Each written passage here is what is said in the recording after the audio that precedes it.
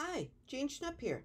Welcome to another Savvy Sightseer video vacation and the latest installment of the Parks series, where we delve into some places that many of us take for granted, our local parks. In all, there's at least 70,000 acres of recreational and wooded parkland spread across Long Island, from Queens to Montauk. In this video, we will stop by truly unique spots, starting with the John P. Hume's Japanese Stroll Garden in Mill Neck, then Cedar Creek Park in Seaford, Belmont Lake State Park in West Babylon, Bayard Cutting Arboretum in Great River, and we'll end at the Ecology site and animal preserve in Holtsville. You will find that they each have so much to offer and their own story to tell. If you get inspired to check them out, always call the park first for current operating hours, residence requirements or other restrictions, and whether there is a parking fee at certain times, or if they honor passes, senior rates, or exceptions. And of course, remember to pack a water bottle and tick spray. No need to grab your sneakers and walking stick now, though. Just sit back and enjoy your tour through some of Long Island's great getaway spots. A surprising find is on Nassau County's North Shore, and find is the right word because it can be easily missed with only a small sign on the main road and a nearly obscured entrance. Parking is free in the tiny lot at the John P. Hume's Japanese Stroll Garden, but the North Shore Land Alliance, which operates this site, requests a small donation at the main entrance. In return, you get a map with an explanation of the now 7-acre park's trees and special features. In 1960, local lawyer John P. Humes and his wife Jean visited Kyoto, Japan. They were struck by the atmosphere of a true Japanese garden. Inspired, they spent the next 4 years transforming a wooded corner of their 28-acre Mill Neck estate into a meditative Japanese landscape, including an imported tea house. He hired a Japanese landscape designer to oversee the creation, starting on about 2-acre section of his property. Japanese gardens are meticulously designed and carefully crafted down to every single aspect. They are considered one of the most important depictions of Japanese art. Generally, they rely on a simple, minimalist, natural setting that is designed to inspire reflection and meditation. Different elements encourage various reactions and revelations. At the Humes Garden, the association claims the overall intent is to immerse visitors in an idealized landscape inspired by a mountain setting by the sea. Strollers can start their journey following a path characterized by stepping stones, which are used to control the rate at which one moves through a garden. So from the very start, a visitor must take stock of the surroundings and not just rush on through. At the end of the entrance walk is a short bridge, which, like almost every aspect of a Japanese garden, is highly symbolic. It could bring to mind traveling and moving from one state or world to another, going from the realm of humans to the estate of nature. To gain the utmost out of this journey on a somewhat spiritual level, visitors turn left and follow the path clockwise. There they enter a lush, native woodland environment. The stroll here is designed to suggest a mountain path, and after various twists and turns, a visitor arrives at a sort of mountain peak before weaving downward to a more stylized area. As the trail transitions from the woodland, there are several different types of stone lanterns. They stand in striking contrast with nature. They can also provide soft lighting on the way to an evening tea ceremony. Boulders along the path bring to mind strength and power, as well as add to the sense of a mountain environment. As the walk progresses, uneven steps with various types of stone and gravel force visitors to walk slowly, with care, to contemplate their path and carefully observe their surroundings. By concentrating closely on the walkway, the anticipated goal is to transition the focus from oneself to becoming more engaged in the surroundings. According to some experts, the whole aim is to leave behind the rushed world outside and to enter a different domain. Stone benches provide quiet places for meditation or contemplation within the peaceful setting. The path continues on downward to the next key component in Japanese gardens, the pond. Water is a fundamental factor in human existence and another significant feature of Japanese gardens. It's one that is especially essential when it's part of an idealized landscape intended to suggest a mountain setting by the sea. Next to this pond, gravel paths suggest mountain streams and lead to a wisteria pagoda, an ideal spot on which to consider the stillness and empty space of the tranquil water setting, in both a literal and symbolic sense. Nearby is a stone water basin where guests can rinse their mouths and wash their hands, a metaphor for purifying the body and mind before being ready for the next stage in the journey. The entire garden path, from the entrance around to this spot, has been crafted to culminate with the tea room. Along the way from the dense and profuse woodland to the simple and formal clearing where the tea room dominates, guests have been preparing themselves, physically, emotionally, and mentally for this. They have been purifying themselves through various steps in order to achieve the right mindset for the coming ceremony. By the time they enter the tea house, visitors feel they have been on a great journey that has taken them far from their hectic city lives. They are ready to embrace the tranquil process of a tea ceremony ritual and can reflect comfortably on the beauty of nature and the art of living in harmony. A sense one hopes can stay with them at least a little while, even after heading back to the 21st century hustle and bustle. What do you do if everyone in your group wants to do something different? One wants to lounge on a grassy hill. Another wants sports. One wants to go to a roller rink. Yet others want to shoot some archery, or maybe even hit an aerodrome with their model airplanes. Perhaps Fido needs a bit of activity. Well, the good news is there's one park that actually has all those bases covered. The 259-acre Cedar Creek Park in Seaford on Nassau's South Shore is a one-stop spot for all these interests. It has just about everything. 8 tennis courts, 12 handball or paddleball courts, 3 basketball courts, athletic fields, paths for walking, jogging, and bicycling, picnic areas, a roller rink, a dog run, and even a regulation-sized archery range. The park also has an aerodrome field for radio-controlled model airplane hobbyists. Although most of the park is unrestricted, check with park officials for any requirements for so-called special use areas. Part of the Nassau County Park System since 1975, the region's history goes back further, much further.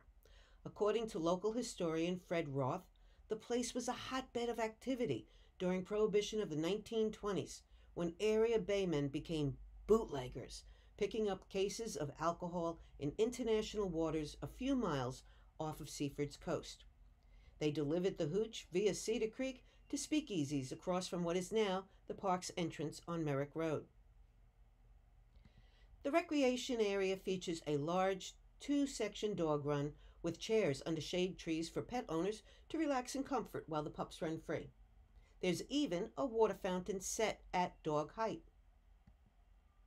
Virtually all sports are given some space in the park. Well-kept fields with a huge scoreboard and bleacher risers, a roller skating or skateboarding rink, and tennis courts. There's also plenty of places for a break to fuel all that energy use. An unreserved picnic area with freestanding grills is available on a first-come, first-served basis. There's also 3 reserved picnic areas that can accommodate 100 people.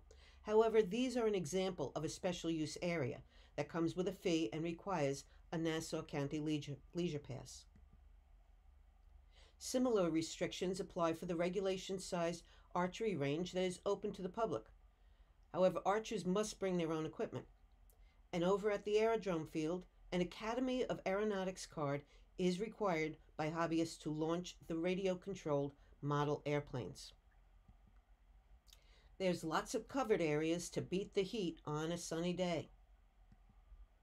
Locals have only high praise for Cedar Creek's playgrounds. They were named Best Playgrounds of Long Island by the Long Island Press, a weekly newspaper. And News 12's viewers also crowned them as the best on Long Island. In 1985, a bike path opened for cyclists, joggers, skaters, and strollers. The easy two-way paved strip winds from the park along the southern end of Wantor State Parkway to Jones Beach State Park's East Bathhouse. Along the way, there's bridges, views of natural scenery, marshes, and, of course, water scenes. The initial bike route was named for avid cyclist Ellen Ferrant, who had been a key proponent in establishing the 5-mile trek. Her memorial stone sort of says it all for every park goer, not just those using the bike path. May all who enter here be endowed with her enthusiasm and love of the outdoors. Dedicated bikers can now continue on along linked extensions, trails, and paths that have been added over the years, all the way to Captree State Park, about 20 miles away. When people hear the name Belmont Park, they generally think of Belmont Racetrack on the Nassau-Queens border, one leg of the famed Triple Crown horse race. But where the thoroughbreds called home was much farther east, on the Suffolk County estate of August Belmont, founder and namesake of the Belmont Stakes. In West Babylon, the financier's 1,100-acre farmland was their main grazing and practice space. One star put through his paces here was the famed Man o' War, voted Best American Racehorse of the 20th century, and the unofficial 1920 American Horse of the Year. Riders of less notable mounts can still be seen frequenting a 2-mile bridle path on the former estate. In 1926, New York State purchased 158 acres of the property and converted its 24-room mansion to a headquarters for the Long Island State Park Commission. Later, more land was acquired by the state, and the total, now roughly 460 acres, is called Belmont Lake State Park. There's an amazing amount of land given over for picnickers. This section with a pavilion can be rented, but there are plenty of tables and barbecue grills open to others. The broad, flat main hiking trail is just short of a 1.5-mile loop from the parking lot. It's perfect for baby carriage strolls, jogging, and social distance meandering. On the route, there are several fitness stations for anyone who wants to intensify their workout. Unlike in some parks, the stations here are spread out across the trail instead of grouped all in one spot. The path skirts 3 ball fields, horseshoe pits, bocce ball, and basketball courts, and even a 2-section dog run for large and small pets. Eventually, it winds around the park's 26-acre spring-fed lake, enjoyed by quite a variety of birds and waterfowl. With such beautiful grounds throughout, it is easy to see why Long Island State Park Commissioner Robert Moses had chosen this parcel of land of all the parks on Long Island to be his regional headquarters, from which he oversaw all the state parks on the island. In 1935, the original Belmont family home was demolished and replaced by the park's current office building. The Belmont House may have been replaced, but one of the early decorations on it hasn't been. As a tribute to her uncle, Commodore Oliver Hazard Perry, who was credited with winning a key naval battle in the War of 1812, Mrs. August Belmont had these cannons, which had been captured from a British warship, prominently placed near the manor house entrance, where they remain today. At the south end of the lake, water spills over to continue on toward the Great South Bay as Carl's Creek. The little more than 4 mile stretch of waterway is bordered by a bike or walking trail as well as a bridle path. The stone archway here is not what you'd expect to come upon in the middle of such a bucolic park. It's the support bridge at roughly exit 38 of the Southern State Parkway. Among various activities on the lake are fishing. There's both native and stock species that fill the pond. There's also canoeing, rowboating, kayaking, and four-person pedal boats. The latter three are available for renting. Rounding out the list of ways to spend your day at Belmont Lake are two playgrounds separated between older and younger preteens. What would you call a 68-room house with 22 fireplaces set on over 900 acres in Suffolk County, with interior woodwork hand-carved and several centuries old that was imported from England piece by piece? Keep in mind it's set on an idyllic river, boasts two personal islands, and sits amid grounds designed by the world-famous landscape architect Frederick Law Olmsted. Some might term it a castle or a palace. But if you were William Bayard Cutting, Esquire, you would just call it your country house. A frequent visitor to the nearby Sportsman's Club at what is now Connecticut River State Park, Cutting, who inherited and expanded his grandfather's extensive railroad holdings and had an interest in land and waterfront development, decided in 1884 he'd like a little piece of his own to summer at on Long Island. He bought a 931-acre plot for just $125,000 and commissioned his new country manor at Westbrook Farm. The property was turned over to the Long Island State Park and Recreation Commission by his daughter, Mrs. Bayard James, in 1952, and it was renamed Bayard Cutting Arboretum. A wander around these grounds leaves visitors in no doubt why Mrs. James had called the estate an oasis of beauty. The gorgeous Jacobean Revival House, built in 1886, now is a home for a visitor center and administrative offices. A tea room cafe spills out onto a veranda overlooking a great lawn and the Connecticut River. Inside the home's decor is nothing short of stunning. Although predominantly used by the family during the summer, the house has nearly 24 fireplaces, more decorative than functional. In the dining room, a mantel was installed that had previously graced a 15th century chateau in France. The fireplace in Mrs. Cutting's bedroom was also imported from Oxford, England. This one here in the entry hall is the largest and most ornate. The hand-carved ceiling above, as well as wood paneling and a grand main entrance from the hall, are also imports from England. News articles written at the time declared the decorations of the walls and ceiling are beautiful beyond description. And as if the house weren't already grand enough, an annex built in the same style was added in 1890. Guests were accommodated on the second floor, and the third was given over to their servants. But the first floor, that one was for fun only. It was a recreation center for billiards, ping pong, and card games. For outdoor fun, there were tennis courts, a bowling green, and, why not, a 9-hole golf course that was added across the road in 1895.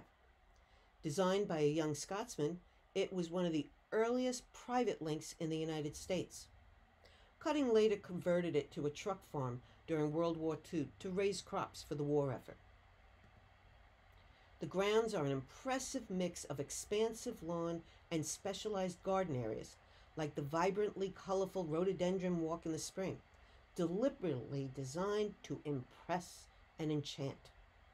The walled garden has benches to invite visitors to sit and smell the proverbial roses. It's also an ideal place to admire one of my favorite pieces of natural beauty on the estate, a 125-year-old European weeping beech. The massive tree is not as dense as it appears, and in summer provides quite a bit of shade and solitude if you know the secret. You can go inside it. Over the years, this convenient walkway with benches has been added for a relaxing break, and I suspect to keep people from climbing the branches as you used to be able to. There is something otherworldly about ducking under its limbs and blocking out the world beyond. A walk toward the river brings you to Breezy Island, which was built in the early 1900s with soil dredged from the river when neighbor William K. Vanderbilt decided he needed to get his yacht farther upstream to his estate on the opposite side of the river. The island was a reclusive spot where Mrs. Cutting could enjoy taking her afternoon tea.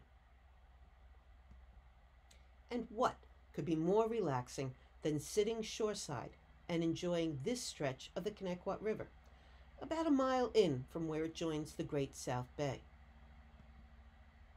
Helpful signs along the shore describe the waterway's natural inhabitants and their role in the ecosystem. The bridge in the distance connects to the estate's Paradise Island, now a wildlife sanctuary. Occasionally, bald eagles have been sighted overhead. It does take so little sometimes to entertain me, and this is a case in point. I find the root structure here fascinating to see. These nubs are called cypress knees and are root adaptations that help the tree survive waterlogged and high salinity environments. According to Bayard's landscape curator, Kevin Weeks, every effort is made to preserve the botanical oddities, not only for the practical purpose for the tree's health, but also because they do amaze people like me. If you prefer wooded walks to river strolls, there's plenty of that too. Placards again explain what plant and animal life thrive on the estate. You could also wander over to the CSA, or the community-sponsored agricultural farm that was added to the estate in 2012, sort of a throwback to the ground's original name, Westbrook Farm. Here you'll also find a carefully cultivated expanse of dahlias. Cutting had a keen interest in conifers, and there are several pinnata, or collections of cone-bearing trees, on the grounds. Some of the vast plantings of pine, fir, spruce, and hemlock were installed as far back as 1890. Mrs. Cutting's expressed wish when she gifted over the property was that the Arboretum should serve as a source of pleasure, rest, and refreshment to those who delight in outdoor beauty. It is clear that her hope has been met, and then some. This 80-acre park in Suffolk County gives a whole new meaning to the term multifunctional. First, a little background on its origins. As the saying goes, one person's garbage is another person's treasure. The Holtsville Wildlife Ecology Center embodies that concept to a T. Before 1974, it was a whole lot of people's garbage. The Brookhaven Town landfill, to be exact. New York State's Environmental Facilities Corporation closed the facility in 1974 when it was filled to capacity. The goal then was to transform the area into a town recreational center. Those plans hit a snag in 1977 when families in 4 homes needed to be evacuated because of danger posed by the adjacent former landfill.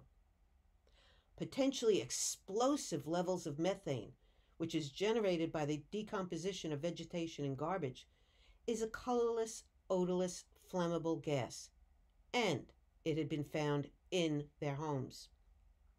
The town initiated a system to siphon off the gas, and the park opened safely in 1979, with the mound of trash cleverly revegetated and transformed into a densely packed wooded hill. There's nothing remaining to indicate this area was ever anything but a plush patch of paradise. Surrounding the mountain of green is a 1.2-mile paved loop shared by solo walkers and joggers, families with strollers, and bikers who enjoy stretches of sunny areas, as well as shady ones. Benches are spaced around for a breather. And for fitness buffs, there's 18 exercise stations, and various stages of fitness themselves. The latest addition to the park's exercise options is a brilliant one provided by a local Girl Scout. For her Gold Award project, the highest achievement for a Girl Scout, Adriana Ansari developed a trail designed to foster both physical and mental fitness. QR codes on each descriptive poster can be accessed via cell phone. They link to videos to demonstrate each move. Benches inscribed with uplifting thoughts such as "nothing is impossible" and "find joy in the journey" separate stations and invite families to sit to discuss the prompts and fun facts on the trail signs. Transported from a farm farther east is a remnant of old-time Long Island wind power. It stands in front of the park's education center and across from the recycling/compost entrance, just beyond which is where you'll find an example of Long Island's newer power source, a solar farm with more than 5,000 panels. Several memorials provide places for quiet reflection around the park. A gazebo with benches next to a lending library offers another way to pass a lazy afternoon. Along the loop, some four-footed friends might step out of the overgrowth, and in the open field, geese stop by for a breather. They tend to leave behind their own trail on the walkway, though, so do watch where you step. In addition to the wildlife you might glimpse along the trail, the Ecology Center has an animal preserve where over 100 injured or otherwise non-releasable wild and farm animals reside. A longtime favorite is the American bald eagle, who sits high in its perch. A seemingly endless variety of large and small animals and birds cohabitate at the center, from buffalo and black bear to silver foxes and goats. Back in 1989, as a local reporter, I was present at the unveiling of a unique habitat for the latest rescue from an abusive owner at that time. He was Chemo, a cougar, who had been treated, bizarrely, as a house pet. He became local royalty in his new environment, specially designed to the tune of $30,000. Pretty pricey then. To make sure, though, that investment yielded optimum viewing for guests, a key feature was an electrically heated synthetic rock that attracted Chemo, so he would sit on it and lounge in full view of visitors. He passed away, but of old age, in 2000. In the adjacent education center, even more local denizens can be found, but they are of the stuffed variety. Here you can get a close-up view of a great horned owl, wood duck, blue jay, and raccoon, among others. Buildings at the center also include a greenhouse, used to grow the flowers and plants that decorate town facilities. And there's an entryway great for picture taking that sports different backgrounds to match the season throughout the year. And that's still not the full extent of Holtsville's multifaceted personality. There's play areas, 3 outdoor pools, and even covered dining pavilions that can be rented out. Safety Town operates in the parking lot to educate kids in traffic safety as well as pedestrian and bicycle safety. A replica of a miniature village gives kids a hands-on experience using bicycles and miniature electric vehicles.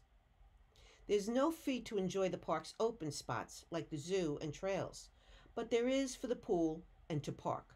Resident seniors can get a town pass for just a few dollars. All others, though, must pay an hourly parking charge at either the meter stations or on a phone app. I like to end all of my programs with the words of Dr. Seuss. Sometimes you don't appreciate the moment until it becomes a memory. And I like to add to that, always remember to celebrate the moments and treasure the memories.